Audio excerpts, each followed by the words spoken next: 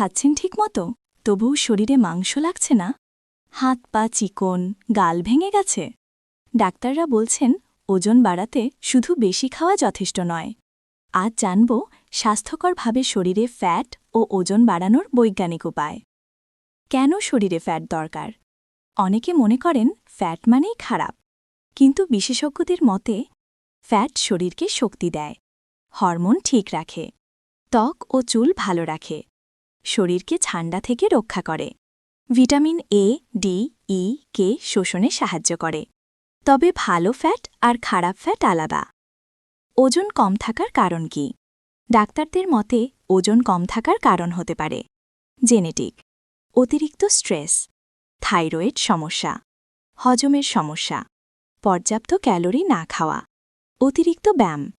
যদি হঠাৎ ওজন কমে যায় অবশ্যই ডাক্তারের পরামর্শ নিন। স্বাস্থ্যকরভাবে শরীরে ফ্যাট বাড়ানোর উপায়। ১. ক্যালোরি সারপ্লাস তৈরি করুন।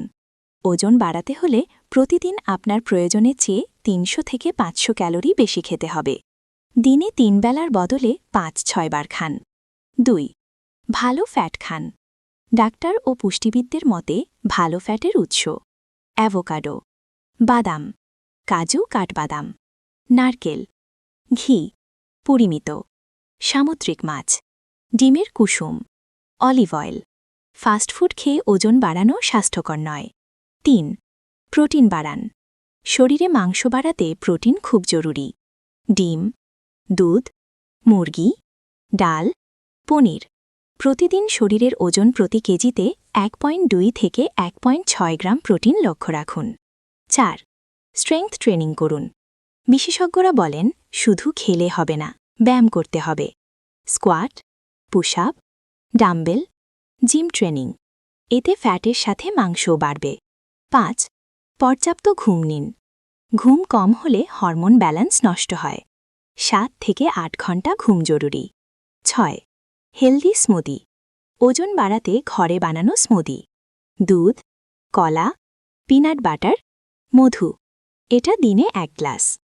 যেসব ভুল করবেন না: জাঙ্ক ফুড দিয়ে ওজন বাড়ানো, স্টেরয়েড বা সাপ্লিমেন্ট নিজে নিজে খাওয়া, একবারে অতিরিক্ত খাওয়া, ব্যায়াম ছাড়া শুধু খাওয়া।